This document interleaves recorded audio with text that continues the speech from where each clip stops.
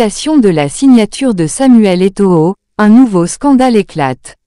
Samuel Eto'o. Il avait annoncé la démission de Samuel Eto'o dans les prochains jours. Voilà encore Jean Crépin Niamsi qui dévoile un nouveau scandale sur l'imitation de la signature du président de la FECAFOOT.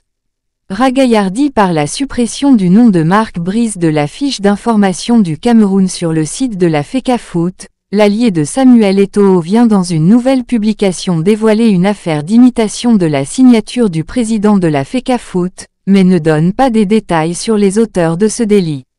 Mon cher Boris Berthold, quand la FIFA inscrivait le nom de l'occasion de Belgique Marc Brice sur son site internet, elle faisait cela avec la lettre de quelle institution au Cameroun? Avant de venir publier ici que le nom du sélectionneur du MINSEP a été enlevé du site de la FIFA, le peuple a besoin de connaître le nom de la personne ou institution au Cameroun qui a informé la FIFA que Marc Brice est le nouveau sélectionneur du Cameroun. Tu viens de mettre une information capitale à la disposition du peuple camerounais. Dans une de mes publications, je parlais déjà de l'imitation de la signature de Samuel Eto'o. Vous allez finir par nous dire la vérité un jour. Samuel Eto'o est imperturbable et serein. Il reste et demeure le seul interlocuteur du Cameroun avec la FIFA, écrit-il. Rien ne va plus, Eto'o se fait humilier à la table de Macron. Match de charité. Le président de la Fédération camerounaise de football, FECAFOOT, Samuel Eto'o fils a pris part à un événement ces dernières heures, aux côtés des légendes comme Didier Drogba, El Hadji Diouf, Didier Deschamps, Robert Pire, Daniel Van Buiten, etc., et du président Emmanuel Macron. Ils ont joué un match de charité et échangé des civilités autour d'une table.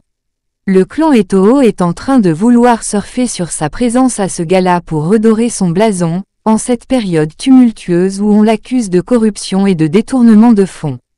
Jorel Jacques Dzang trouve cela pitoyable et les humilie tous. La nouvelle trouvaille des ndoutologues, où il est à la table d'honneur de Macron.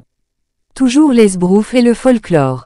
Je ne sais pas si vous voyez un peu le film, le mortel Macron que les Français enfarinent tous les jours invite tous les joueurs de son gala sur sa table d'honneur, près de 30 sur la même table s'il vous plaît.